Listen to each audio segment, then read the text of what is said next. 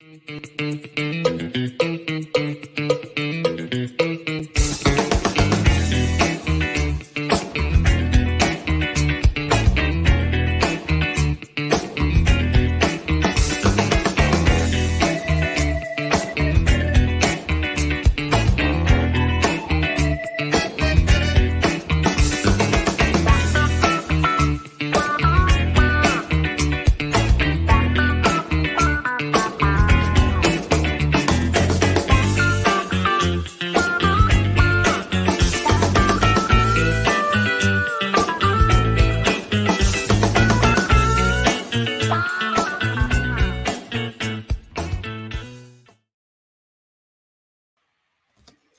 very warm welcome and also sunny welcome to our last Youth Research Dialogue before the summer break.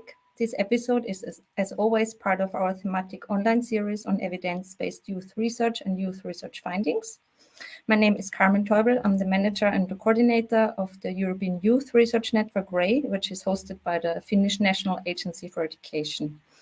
In case you're not so familiar with REI, our network consists of 35 partners at the moment all over Europe. It's always a national agency responsible for the European youth programs and national research partners.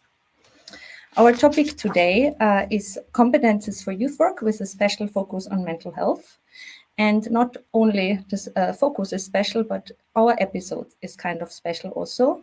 We will address the topic, of course, always from a research perspective, but today we will also hear a practical view directly from experiences coming from everyday life, everyday work, and good practices. REI is currently conducting a research project on competence development for youth work and trainings within the European youth programs.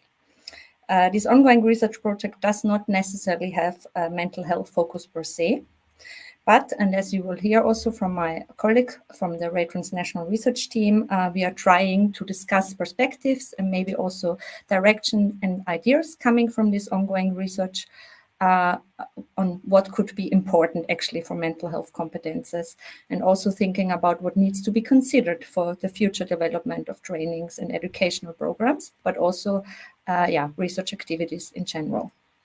Johannes Eick from the REI transnational research team, which is based as a research agency called Youth Policy Lab in Berlin, will provide us with these research findings or with these research perspectives. And we have to keep in mind also that this is from the European context and also giving a perspective from the European youth programs. He is a youth and civic engagement researcher, and besides working for REI, he is also working as a teacher in social work at the University of Applied Science in Cologne. Our guest speaker today, which will bring in the practical perspective and the expertise on mental health, skills and needs for youth workers and youth leaders, is Elina Marjamäki. She has been working for MIELI, Mental Health Finland, since 2007. She is part of the Youth Work Competence Center and is training youth workers on mental health promotion of young people. Yeah, she has produced a lot of materials connected to this topic. For example, she created an online course for youth workers called Mental Health Power.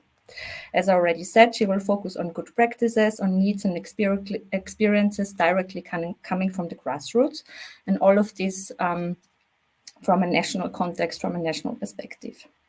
Before we start, I also want to say that for us organizers and coordinators, this topic is really important. We believe that it needs a lot more attention is needed to it, and also evidence-based research has to be conducted. Generally, of course, but then also when it comes to needed competences and capacity building. And we hope that we give a little contribution with this dialogue to raise actually the awareness of this topic.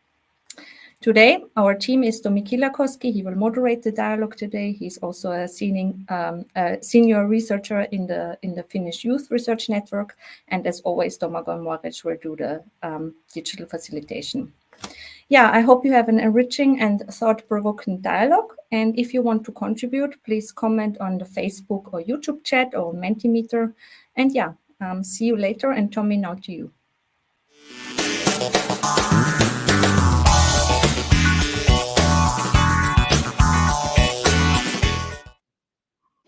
Hello, my name is Tomi Kilakoski. Warm welcome to our Youth Research Dialogue on Mental Health and Youth Competences.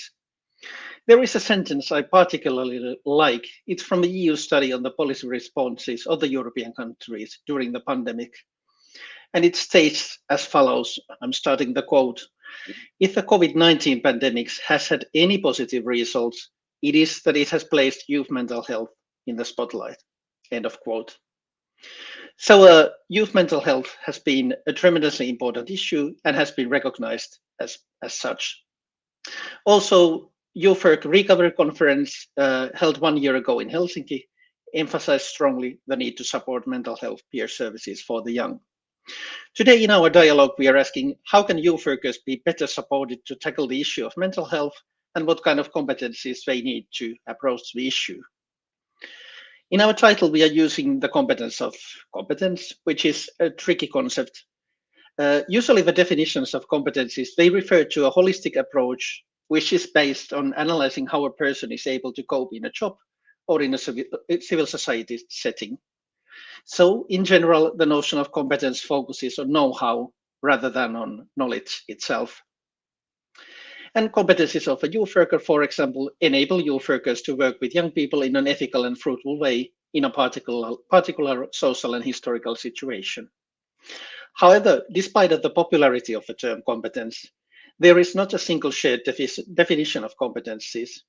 However, usually competence is seen as a holistic competence which combines different categories such as knowledge, skills, and attitudes. And since youth work is a value-based activity, it is important to emphasize the role of values when talking about competencies. For example, European Training Strategy, or ETS, defines competencies as a cluster of values, attitudes, and beliefs, and skills and knowledge. So it's about values, attitudes, beliefs, skills, and knowledge. And during our dialogue, we will follow this definition. Before we start, I would like to make a quick reminder. As always, we invite the audience to ask questions either on Facebook or on YouTube or via Mentimeter. The Menti code is displayed on the screen at the moment as I speak. Like Carmen said, our first speaker is Johannes Eick from the RAY Transnational Research Team, and I will now give the floor to Johannes.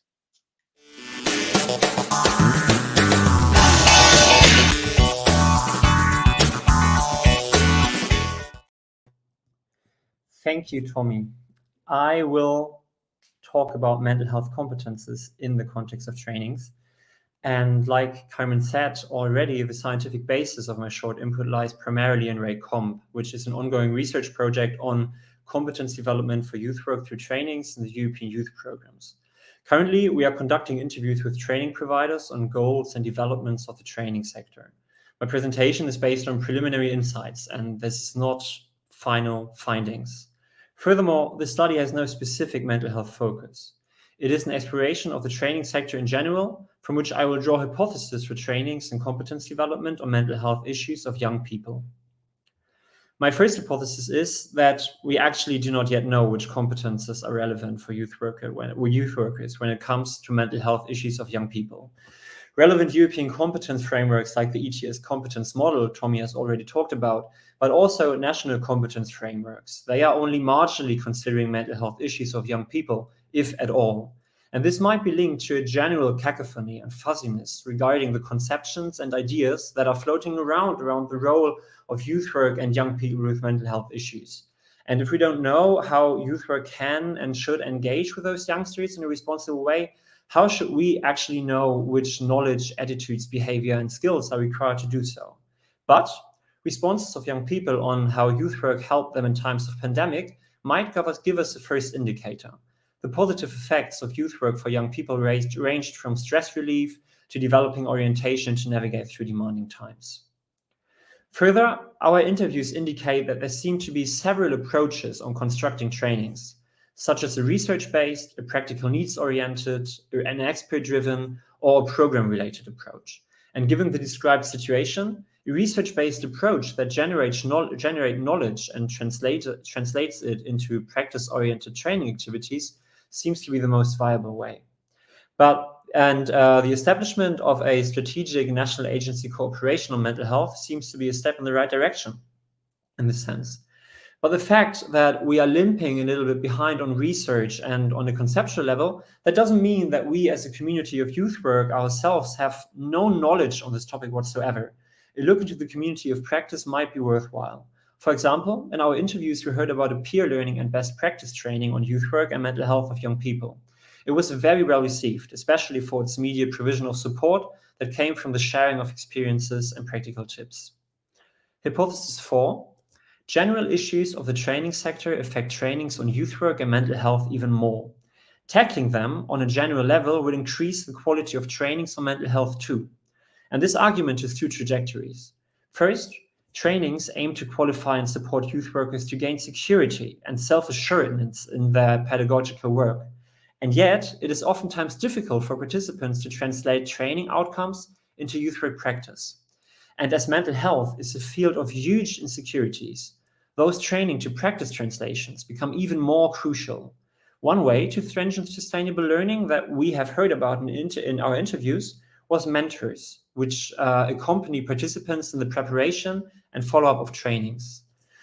And second, in our interviews, the training sector was often described as scattered when it comes to the quality of trainings.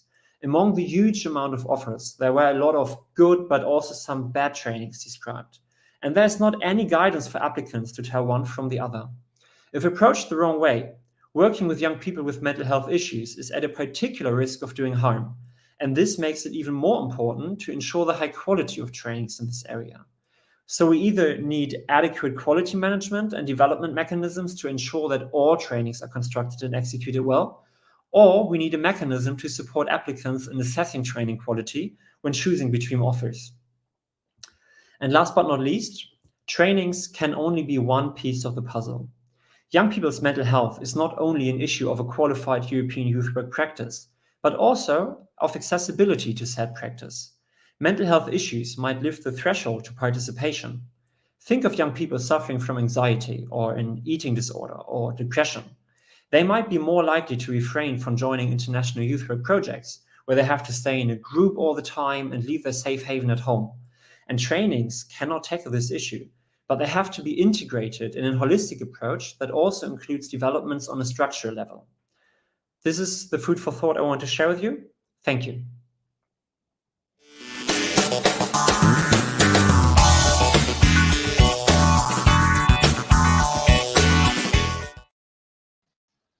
Thank you, Johannes.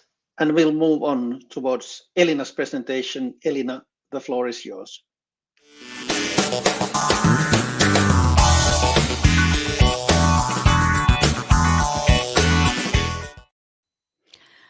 Thank you, Tommy, and hello, everyone. And thank you also from my side for this invitation to tell you about our work with youth workers, mental health competence and training. My presentation is called From Fear and Anxiety to Joy and Enthusiasm. And I am Elina Marjamäki, and I work for an NGO called MIELI Mental Health Finland. And we are also part of the Youth Work Centers of Competence established by Ministry of Education and Culture in Finland. And our NGO, our task as an NGO is to promote mental health, prevent mental health problems, offer crisis help and support for every citizen, and also reduce stigma towards mental health problems. And the ways we do this is, of course, a big part of our work is to impact on politics, policies, and school curricula.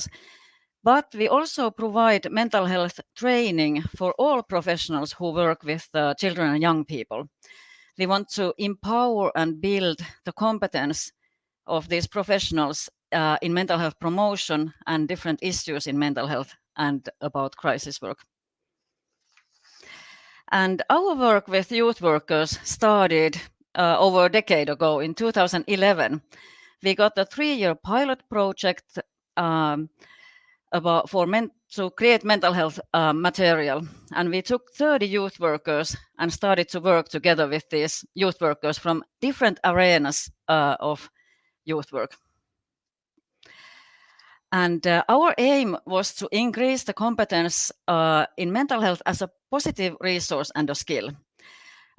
increase the knowledge about risk and protective factors of mental health, means to strengthen mental health, and also the importance of reducing stigma towards mental health problems and challenges. And we were able to publish a handbook, Mental Health Power, in 2013, which has been used as a textbook in youth work studies. And we began our national training in 2013. But at first, it was a really rocky road, because we had to overcome many obstacles in the attitudes towards mental health. The old paradigm back then meant a lot that people thought only about diagnosis or symptoms. And this paradigm for mental health resulted in feelings of overwhelm, hopelessness, fear and shame. Youth workers had a lot of anxiety towards the whole concept of mental health. Back then, they were, for example, too embarrassed to read our material out in the public areas, for example, in trains, because it had our NGO's logo on the cover. So we needed to create a new way of thinking about mental health.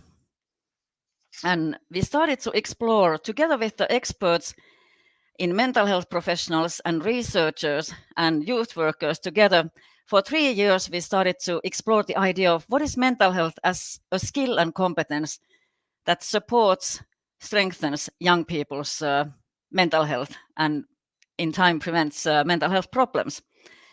What is it as a skill which you can learn, teach, support, and strengthen? And we came up with this list of skills that and competencies that youth workers are very competent in their own work in enhancing these skills among young people. One of them commented that I am not an expert in mental health problems, but I have a lot of competence in these mental health skills. For example, emotional skills, interaction skills, coping skills, self-knowledge and strengths, and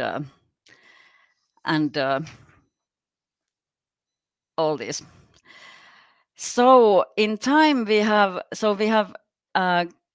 developed this mental health training, promotion and skills that strengthen mental health, and it's all based on the positive psychology and resilience theories. And during these last 10 years, we have also increased our variety of training we offer for youth workers, for example, about crisis and coping skills, neurospectrum youth and mental health support, about character strengths and their value to our mental health. And one important aspect in our training is also to notice the importance of taking care of your own mental health as professionals and as adults who work with children and young people. And also the structures, how the work is structured for youth workers. So the management's role is also quite vital in promoting mental health in the workplace. So this is our practical approach in promoting mental health and mental health skills of youth workers, which they pass on to young people. Yes, thank you.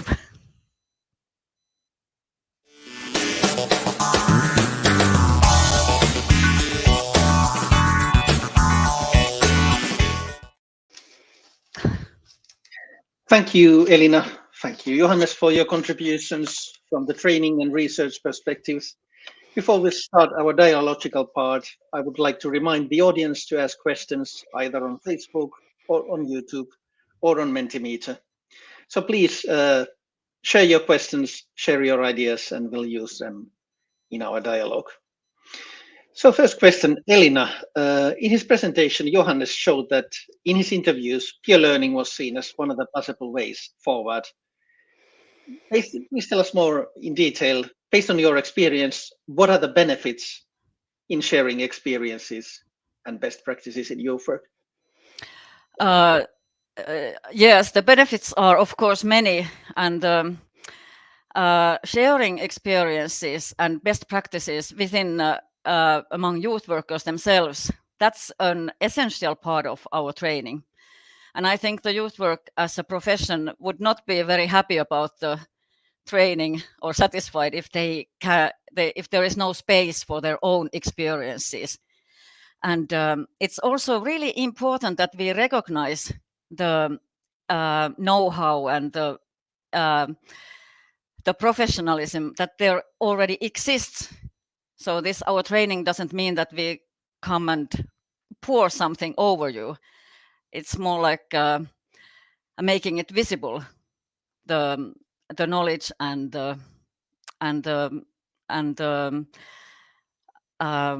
professionalism that they already have. But that's an important part of the training. And also it enhances learning from each other.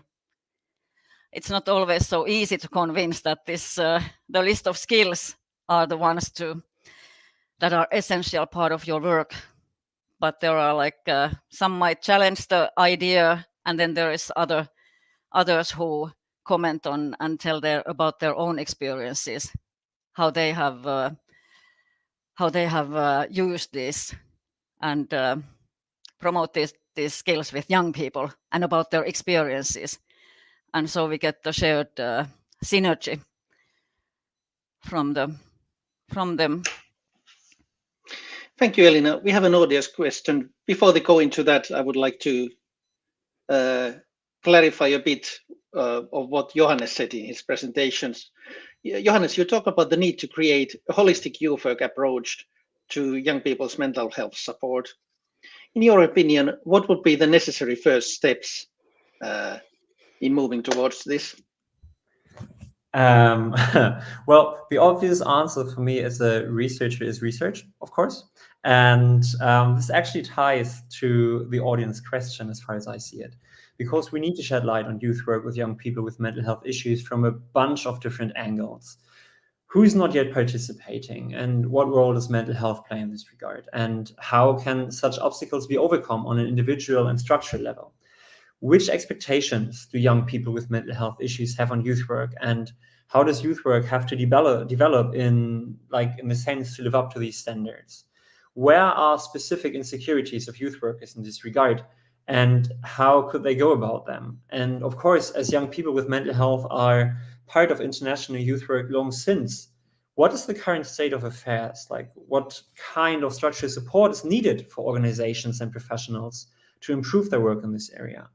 And this we can then tie back, of course, to what we know on mental health, like maybe from psychology, from an interprofessional perspective. How can youth work integrate such knowledge in the scope of this big picture? And only if we are able to paint the big picture of youth work and young people with mental health issues, then we can develop an evidence-based and systematic approach from there. So in your opinion, how far is that goal? Do we have building blocks for actually achieving that at the moment? Well, I can only speak for the research in the European youth programs. And we at the RAY network, which are concerned with the European youth programs, we do not have a specific research project on mental health, even though the issue is on our plate, so to say. But there is this structured national agency cooperation that I was talking about on mental health. I'm not certain what they are doing, but they are targeting that issue, and they are doing so with research as well, as far as I know. So Johannes partly answered the audience question, which is as follows. What kind of research is needed? What focus, topics, or angle when it comes to mental health competencies for youth work? Johannes replied from his perspective. Elina, what are your ideas or experiences about this? What type of research has been useful for you? And is there some sort of research that you feel is lacking currently? Well, there is a lot of research done during the last years, especially in the field of, for example, positive psychology, about character strengths and strengthening them in us people. And a lot of research has also been done within the context of schools. There are examples of research interventions when we support, for example, we take school classes and start supporting their positive emotions or their engagement into school with positive affirmations, or help them find their own strengths. And that research, there's a lot in that area that we can utilize in youth work also, and the resilience theories. So, but of course, it would be interesting to see how we could apply it in the open youth work, because it's maybe not so easy to conduct as it is in schools, for example, where they have the same class of students who start in September and they end up next May. So we can have the starting point and then we can measure them again in May, after one whole year, the same group. But with youth work, it's a more challenging, of course. But we have used all this information in our material, although we haven't conducted research as such within youth work. It's always our challenge, of course, how we prove that this has an impact. Yeah, it's good to know that there's a lot of material that can be used, although both of you sort of said that they need youth work specific knowledge. And in Finland, there is, for example, loneliness studies that have been done in the University of Turku that show like how the social exclusion, loneliness, and ostracism affect young people's mental health and contribute to their mental health problems. So we can use these studies, although they are not specifically done in youth work area, but we can still make use of them. So that, I guess, is important to point out. Although they lack some information, there's still a lot of good material. Yes. I would like to continue by making a distinction, which I learned from World Health Organization when I was going through the material for this dialogue. They talk about mental health prevention by making a distinction in three different categories. First one is universal prevention, which is targeted for the whole population. And then there is a selective prevention, which is targeted specifically for young people at risk. And there's a feature they called indicative prevention, which is targeted for young people who show signs of mental health issues. And then we are talking about youth work. I guess the obvious starting point is the universal prevention, which is targeted for the whole population, for all of the young people. First, Johannes, Elina talked about the possibilities of youth work in universal prevention, and Elina was quite positive that actually what the youth workers are able to do is actually good for the mental health prevention. So would you agree that a lot of youth work competencies are helpful in the universal prevention? Yes, I think I would agree. If we think about the findings of Ray Core, the study on European youth work during the corona pandemic, there we found hints in this direction. Remember the statistic that I briefly showed in my presentation on how youth work helped young people to navigate through the crisis, for example. This definitely had a positive effect. But I would not only say that in those dire times and on a short scale, but also on the long run, youth work aims to foster the well-being of their participants. Like, for example, providing spaces in which young people experience self-efficacy through meaningful participation. This is surely something that influences resilience towards anxiety. And one training provider interviewed in the RAYCOM project, he categorizes international youth work competences into pedagogical and youth participation related competences, project management competences, and international competences. And I think it's safe to assume that the youth work specific pedagogical approach to working with young people does have a positive influence on young people's well-being, yes. Elina, based on your trainings and your experiences, how well do the youth workers recognize their variety of competencies in preventing mental health issues? Yes, this is an interesting question because youth workers, there is a lot of variation with the expertise in the field. A lot of them, many of them are really, really competent and have a lot of experience working with young people in difficult conditions, in difficult life situations, for example, like for example outreach youth work, and then this prevention is always a little bit problematic concept because we have to sort of make it visible, because we are preventing future problems from happening, and then that's why we have to somehow find out ways to make it visible, the effects of today's work that it will have in 5 years from now, and that if we do this prevention work well today. And this is a challenge for us as an NGO also, with all the professions, that we have to make reaffirmations of this work and make it visible for all these professionals in youth work and in the other professions. And it means also that we have to build trust in the process, because there is no evidence, like if I treat you nicely today, will I prevent your problems from happening to you?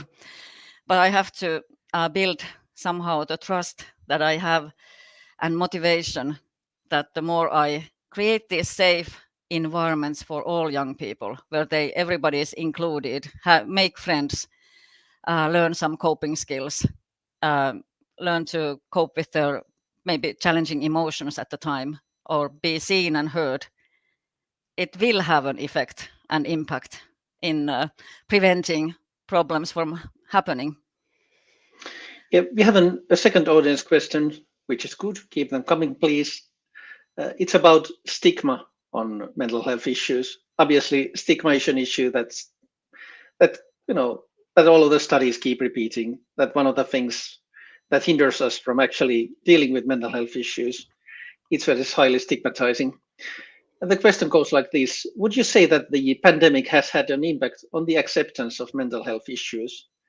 It sometimes seems to me that it helped to normalize mental health issues, or to frame them as situational. So Johannes, do you have some data on this? I do not have general data on the acceptance of the wider population, so to say, on mental health issues. But I would agree, yes, the pandemic definitely played its part in normalizing and accepting mental health issues, especially of young people. For example, there was a study back then that was called Beyond Lockdown, the Pandemic Scar. I think from the European Youth Forum, and they provided a differentiated overview of the situation of young people in the pandemic and their massive increase in anxiety. And the study was well received on European youth level. So yes, I would agree that this issue is more known and normalized now. And it's actually more of an issue in the work of professionals in youth work on the European level as well. We conducted a study on the European Solidarity Corps, and there we had some statements that now they have a lot of participants who are engaging in voluntary services, and they are facing mental health issues. And it's like they see it more as their regular way of work now. It's part of their work. It's part of what they do. They don't really know how to go about that. Not always. They are insecure, but they accept it as something very, very normal. Elina, I will ask the same question from you, and I'll add something to that. A lot of the studies talk about stigma reduction. We need to take away the burden of mental health problems by saying that they are perfectly normal and they might happen sometimes in your life cycle. So, in your opinion, when we are talking about youth work, what competencies are needed to create stigma reduction? And to come back to the audience question, do you think that that sort of happened at least a bit automatically during the pandemic times? It became more normal, more okay? Yes, and also the pandemic affected so that we now understand more and more about the importance of also the promotion work, and not just the so-called therapeutic work, but we have to start building the foundation again, where every young people gets connected with youth workers or some other professionals in the everyday level. But yes, stigma work is always important, because the more we are able to talk about our issues or difficult feelings, the more chances there are that we get help in the early stages of our whatever problems we have. And I think young people have more and more, they are more and more open to express their difficult feelings or anxieties, etc. But it's us adults also who have to now work on our attitude towards mental health problems, maybe, and not be afraid of their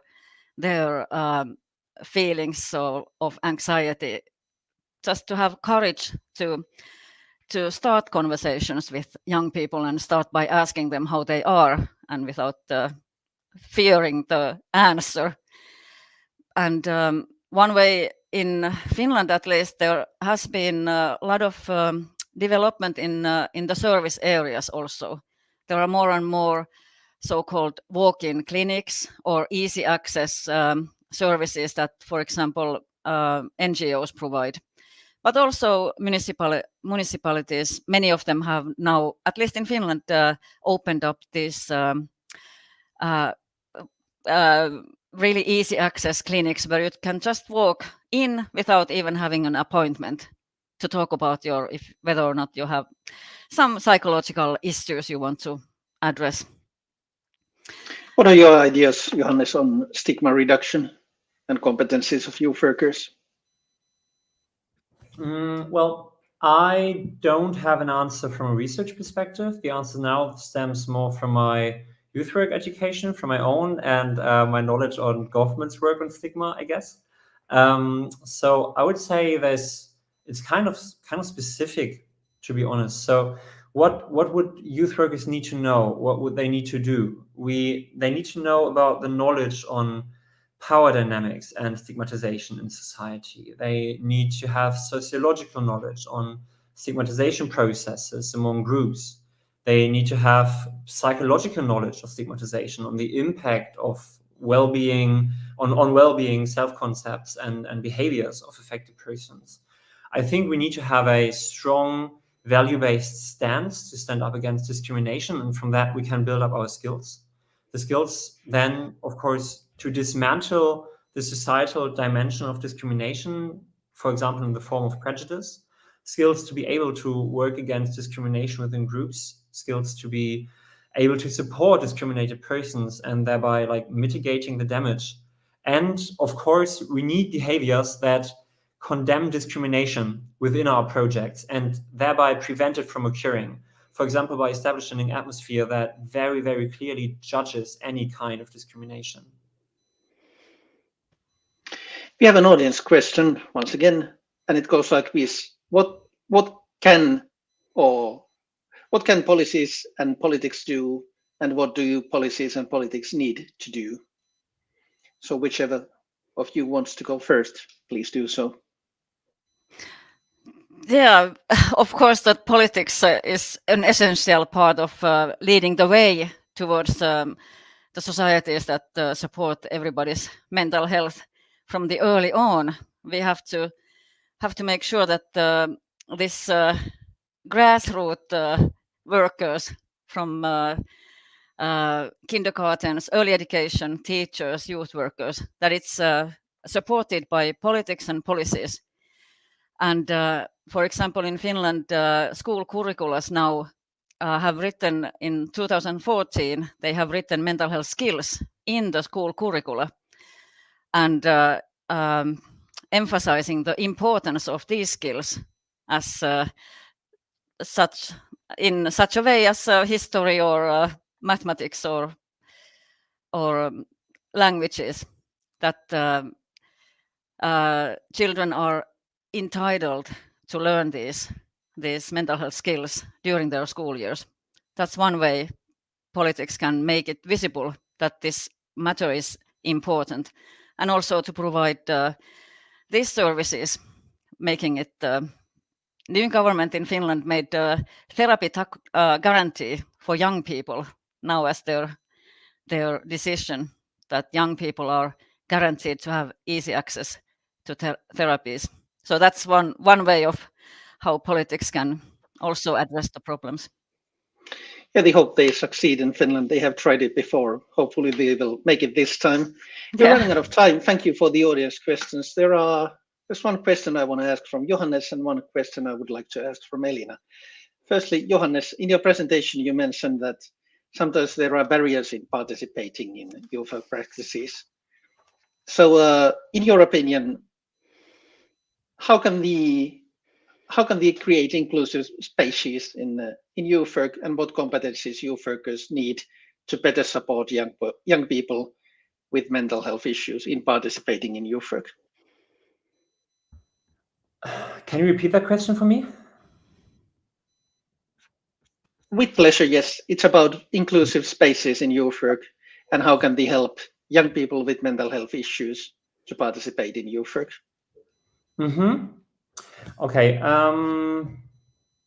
Well, I would again say that developing competences is one piece of the puzzle to creating these spaces.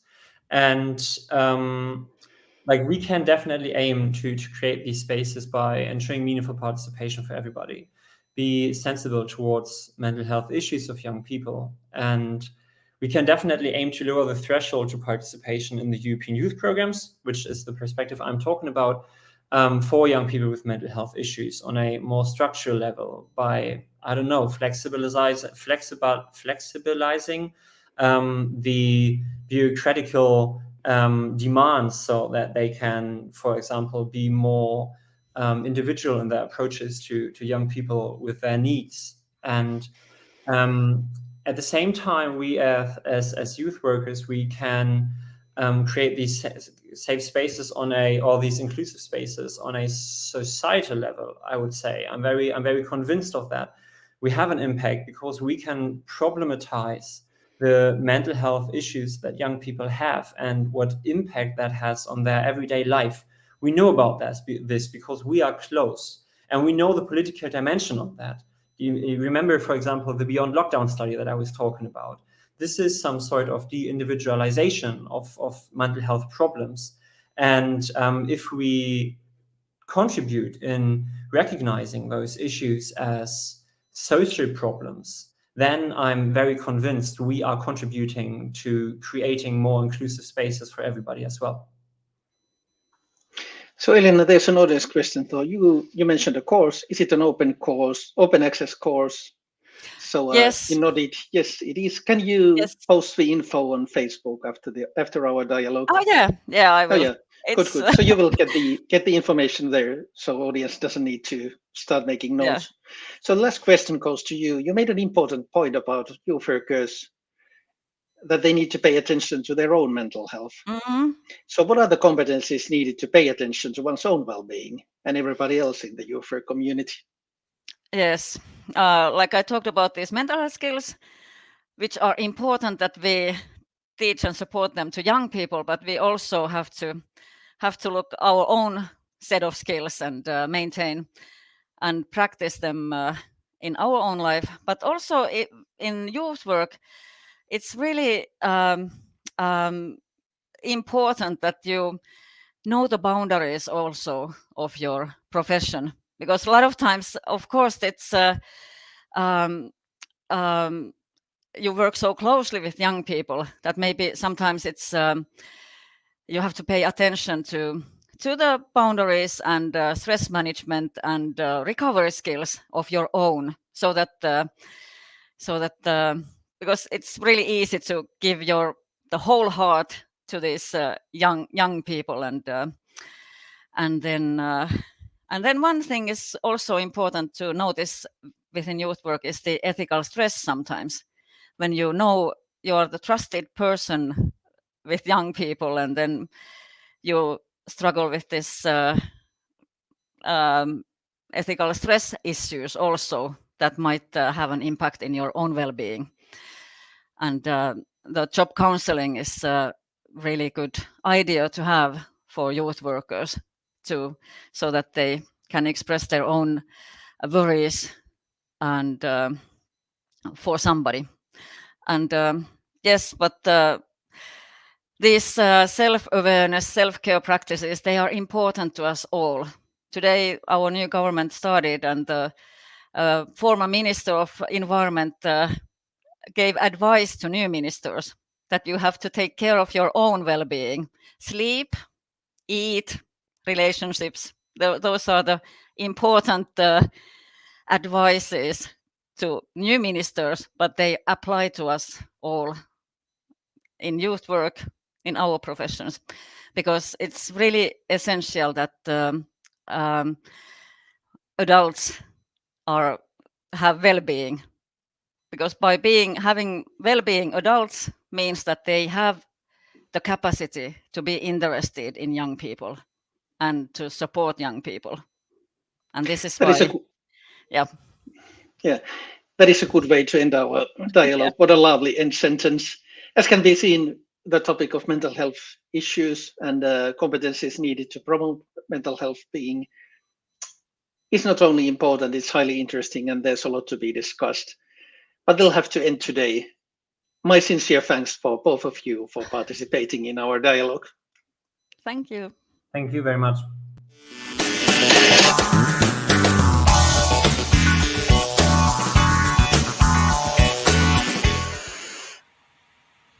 And big thanks for everyone in the audience.